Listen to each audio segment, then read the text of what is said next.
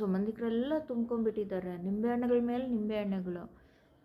ಆ car guys ಬೆಳಿಗ್ಗೆ 4:15 ನಮ್ಮನೆ ಹತ್ರ ಹೇಗಿದೆ ನೋಡಿ, ಕರೆಕ್ಟಾಗಿ 4:15 ತೊಳೆದು ಎಲ್ಲ ಆಗಿದೆ. ಹೊರಗಡೆ ಎಲ್ಲ ತೊಳೆದಿರೋ ನೀರಿದೆ ಮನೆ ಹೊರಗಡೆ. ಟೈಮ್ ನೋಡಿ, ಟಿವಿ ಮನೆಯೆಲ್ಲ ಒರೆಸಿದ್ದು ಆಗಿದೆ, ಇನ್ನೊಂದು ಸ್ವಲ್ಪ ಒರೆಸ್ಬೇಕು. ಮಾಪ್ ನೋಡಿ, ಒರೆಸಿರೋ ಮಾಪು ಒದ್ದು ಕೆಲವು ಜನ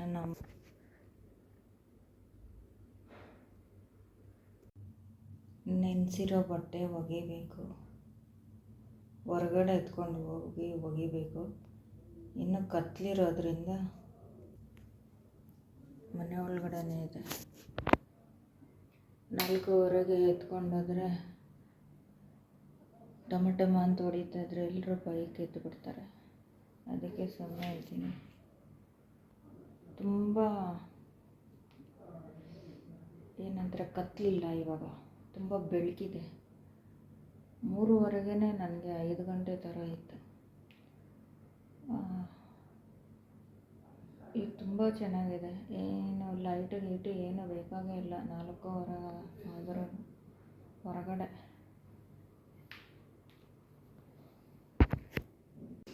4:50 ಫ್ರೆಂಡ್ಸ್. ವಾಕಿಂಗ್ ಹೋಗಿ ಬರೋಣ ಬನ್ನಿ ಫ್ರೆಂಡ್ಸ್. ವಾಕಿಂಗ್ ಮಾಡಿ ತುಂಬ ದಿವಸ ಆಗಿಬಿಟ್ಟಿದೆ, ಬಿಟ್ಬಿಟ್ಟಿದ್ದೀನಿ. ಬಾಡಿಯಲ್ಲೆಲ್ಲ ಫ್ಯಾಟ್ ಜಾಸ್ತಿ ಆಗಿದೆ, ಅದಕ್ಕೆ ವಾಕಿಂಗ್ ಮಾಡಿ ಕರ್ತೀನಿ. ಶೂ ಹಾಕ್ಕೊತೀನಿ, ಕಂಫರ್ಟೇಬಲ್ ಆಗಿರುತ್ತೆ, ಅದಕ್ಕೆ ಕೂತ್ಕೊಂಡು ಹಾಕ್ಕೊತಾ ಇದ್ದೀನಿ.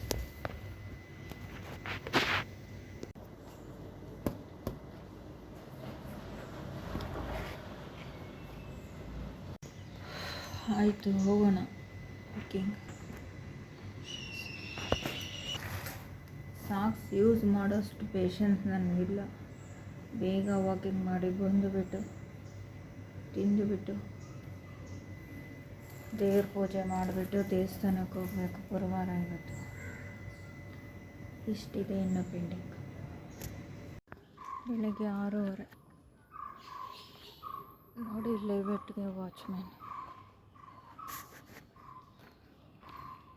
ನೋಡಿ, ಪಾರ್ಕಲ್ಲೆಲ್ಲ ಮಾಡ್ತಾಯಿದ್ದಾರೆ. ನನಗೆ ಇಂಟ್ರೆಸ್ಟ್ ಇಲ್ಲ ಪಾರ್ಕಲ್ಲಿ ಮಾಡೋದಕ್ಕೆ.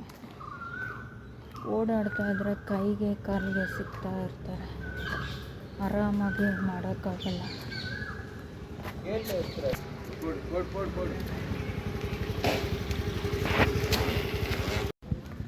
ಇಲ್ಲಿಂದ ಆ ರೋಡಿಂದ ಈ ರೋಡಿಂದ ಮರಗಳೆಲ್ಲ ಇರುತ್ತೆ, ಆರಾಮಾಗಿರುತ್ತೆ, ಫ್ರೆಶ್ಶೇ ಇರುತ್ತೆ, ಸಖತ್ತಾಗಿರುತ್ತೆ. ಇನ್ನೂ ಬೆಳಗ್ಗೆ ಬಂದಿದ್ರೆ ಇನ್ನೂ ಚೆನ್ನಾಗಿರ್ತದೆ.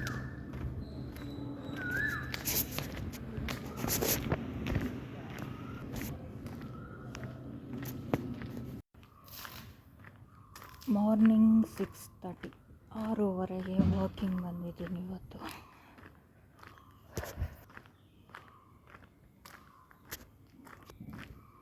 ಎಲ್ಲ ಕೆಲಸ ಮುಗಿಸಿ ಬರೋಷ್ಟೊತ್ತಿಗೆ ಇಷ್ಟೊತ್ತಾಯಿತು. ಬೆಳಗ್ಗೆ ಬಂದರೂ ಇಲ್ಲಿ ಯಾರೂ ವಾಕಿಂಗ್ ಮಾಡೋರಿಲ್ಲ, ಎಲ್ಲ 5 ಗಂಟೆಗೆ ಶುರು ಮಾಡ್ತಾರೆ. 5 ಗಂಟೆಗೆ ಶುರು ಮಾಡಿದ್ರು ಒಬ್ಬರು ಇಬ್ಬರು ಇರ್ತಾರೆ, ಅದಕ್ಕೆ ನಾವು ಸ್ವಲ್ಪ ಲೇಟ್ 6 ಗಂಟೆಗೆ ಶುರು ಮಾಡ್ತೀವಿ. ಬರ್ತಾ ಇದೆ 5 ರೂಪೀಸ್ ಕಾಯಿನ್ ಸಿಕ್ತು. 5 ರೂಪೀಸ್ಗೆ ಏನು ಬರುತ್ತೆ, ಏನೋ ಒಂದು ಕಟ್ಟು ಸೂಟ್ಕೇಸು ಸಿಕ್ಕಿದ್ರೆ ಅದೊಂಥರ ಅಲ್ವಾ ಫ್ರೆಂಡ್ಸ್. 5 ರೂಪೀಸು 10 ರೂಪೀಸ್ 100 ರೂಪೀಸ್ಗೆ ಏನು ಸಿಗುತ್ತೆ. ಬ್ರೇಕ್ಫಾಸ್ಟ್ ಎಲ್ಲ ರೆಡಿ ಮಾಡಿಕ್ಕಿದ್ದೀನಿ ಫ್ರೆಂಡ್ಸ್. ಎಲ್ಲ ಮಾಡಿ ಮನೆ ಮುಂದೆ ರಂಗೋಲಿ ಹಾಕಲಿಲ್ಲ ಅಂದರೆ ಹೆಂಗೆ? ನನ್ನ ರಂಗೋಲಿ ನೋಡಬೇಡಿ, ನಾನು ಹಾಕೋ ರಂಗೋಲಿ ಎಲ್ಲ ಪುಟ್ಟ ಪುಟ್ಟದು.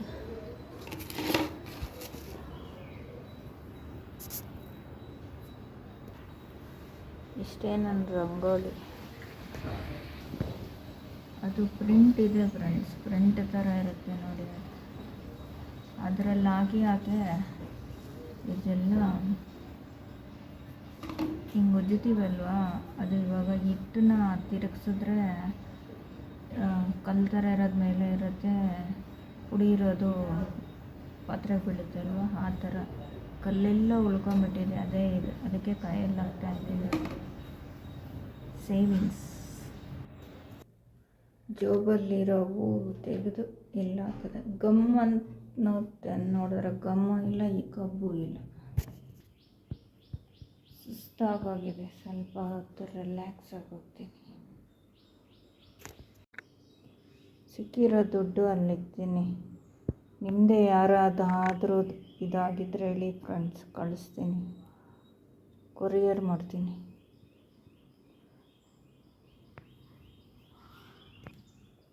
ಇದು ಕೊರಿಯರ್ ಮಾಡೋದಕ್ಕೆ ಚಾರ್ಜು 100 ರೂಪಾಯಿ. ಹಾಗಲಕಾಯಲ್ಲಿ ಪಿಂಕಿ ಬಂದುಬಿಟ್ಟಿದೆ ಫ್ರೆಂಡ್ಸ್. ಪಿಂಕಿ ಪಾಂಕಿ ಚೆನ್ನಾಗಿ ಹಣ್ಣಾಗಿರ್ಬೇಕು. ಅದಕ್ಕೆ ಹಾಗಲಕಾಯಿ ಗೊಜ್ಜು ಫ್ರೆಂಡ್ಸ್. ಎಲ್ಲ ಹಾಕಿ ಆಯಿಲು ಏನೇನು ಬೇಕೋ ಅದೆಲ್ಲ ಹಾಕಿ ಸ್ಲಿಮ್ಮಲ್ಲಿ ಇಕ್ಕಿ ಬೇಯಿಸ್ಬಿಡ್ತೀನಿ. ಹೋಗಿ ಮಲ್ಕೊತೀನಿ, ಸುಸ್ತಾಗ್ತಾಯಿದೆ. ಆದಷ್ಟು ಕದೆ ಬೇಕೊಡತ್ತೆ, ಚೆನ್ನಾಗಿರುತ್ತೆ. ನಾನು ಟ್ರೈ ಮಾಡಿದ್ದೀನಲ್ವ ಎಲ್ಲನೂ, ನನಗೆ ಗೊತ್ತಿದೆ. ಇಲ್ಲಿ ಬಾಡಿಗೆ ಮನೆಯಲ್ಲಿ ಒಬ್ಬ ಆಕೆ ಇದ್ಲು. ಆಕೆ ನಮ್ಮನ್ನು ಮುಂಡಾಯಿಸಿದ್ಲು, ಆಕೆನ ಓಡಿಸಿದ್ರು.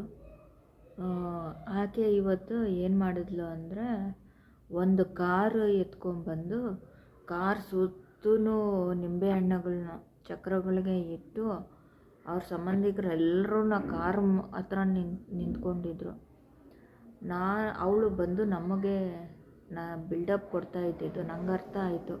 ನಾನು ಎಲ್ಲೋ ಇವಳು ಕಾರ್ ತೆಗೆದುಕೊಂಡವಳೆ, ಹೆಂಗೋ ಅವ್ರನ್ನೋ ಇವ್ರನ್ನೋ ಮುಂಡಾಯಿಸಿ ಹಂಗಾದರೂ ಉದ್ಧಾರಕ್ಕಾಗಿದ್ದಾಳೆ, ನಾವು ಅದಕ್ಕೂ ಲಾಯಕ್ಕಿಲ್ಲ ಅಂದ್ಬಿಟ್ಟು ನಾನು ಖುಷಿ ಪಟ್ಕೊಂಡು ಇದ್ದೆ. ಆಮೇಲೆ ಸರಿಯಾಗಿ ಹೇಳ್ತೀನಿ, ಅವ್ರ ಸಂಬಂಧಿಕರೆಲ್ಲ ತುಂಬ್ಕೊಂಡ್ಬಿಟ್ಟಿದ್ದಾರೆ ನಿಂಬೆಹಣ್ಣುಗಳ ಮೇಲೆ ನಿಂಬೆಹಣ್ಣುಗಳು. ಆ ಕಾರ್ ಮೇಲೆಲ್ಲ ಕಾಗೆದು ಅದು ಎಲ್ಲ ಡಸ್ಟು. ಎಲ್ಲೋ ಸೆಕೆಂಡ್ ಹ್ಯಾಂಡಲ್ಲಾದರೂ ಸ್ವಿಫ್ಟು ತೊಗೊಂಡಿದ್ದಾರೆ ಅಂದ್ಕೊಂಡು ನಾನು ಮೇಲೆಯಿಂದ ನೋಡ್ತಾ ಇದ್ದೀನಿ. ಅವನು ತಿರುಗಿಸ್ಕೊಂಡು ಅವನು ಅವನ ಹೆಂಡ್ತಿ ಕೂತ್ಕೊಂಡು ಹೋಗ್ತಾ ಕ್ರಾಸ್ ಹೊಡೆದ್ರು. ಮೇಲೆಯಿಂದ ಅವ್ರ ಅಜ್ಜಿ, ಏ ಬಾಯಿಡ ಹುಷಾರಮ್ಮ ಪೈಟ್ ವಾಡ ಅಂದರು. ನನ್ನ ಫೀಸ್ಗಳೆಲ್ಲ ಡಮ್ ಡಮ್ ಡಮ್ ಡಮ್ ಅಂದ್ಬಿಡ್ತು. ಅದು ಅವ್ರದ್ದು ಓನ್ ಕಾರಲ್ಲ, ಯಾರ್ದೋ ಕಾರ್ ಎತ್ಕೊಂಡ್ಬಂದು ಅವರು ಎಲ್ಲೋ ಅವ್ರ ಹೆಂಡ್ತಿನ ಊರಿಗೋ ಎಲ್ಗೋ ಕರ್ಕೊಂಡು ಹೋಗ್ತಾ ಇರೋದು. ನಮ್ಮ ಹತ್ರ ಬಂದು ಆ ಥರ ಬಿಲ್ಡಪ್ಗಳನ್ನ ಕೊಡೋದು. ನಾವು ನಿಜಾನೇನೋ ಅಂದ್ಕೊಂಡು ನಾನು ಹಂಗೆ ಅಯ್ಯೋ ಅಂತ ಬಂದೆ. ಅವ್ರನ್ನೂ ಇವ್ರನ್ನೂ ಮುಳುಗಿಸಿದ್ರೆ ಈ ರೇಂಜ್ಗೆ ಬೆಳೀತಾರ ಅಂದ್ಕೊಂಡು ಇದ್ದೆ. ಆಮೇಲೆ ಅವರು ಇರೋದು ಹಂಗೇನೆ, ಏನು ಗಾಡಿಗಳು ಟಿ ವಿಗಳು ಎಲ್ಲ ಲೋನುಗಳಲ್ಲಿ ತೆಗೆಯೋದು, ಸಾಲಗಳು ತೆಗೆದುಕೊಳ್ಳೋದು, ಸಾಲಗಳಿಗೆ ಕಟ್ಟದೇ ಇರೋದು. ತುಂಬ ಕಿತಾಪತಿಗಳು ಮಾಡಿದ್ದಾರೆ. ಯಾಕೆಂದರೆ ಇದು ನನಗೂ ಎಕ್ಸ್ಪೀರಿಯನ್ಸ್ ಆಗಿದೆ. ಒಂದು ಸತಿ ನನ್ನ ಹತ್ರ ಹಂಗೆ ದುಡ್ಡು ಇಸ್ಕೊಂಡ್ರು ಕೊರೋನಾ ಸೀಸನಲ್ಲಿ. ಆಮೇಲೆ ನಾನು ದುಡ್ಡು ವಾಪಸ್ಸು ಕೇಳಿದ್ರೆ,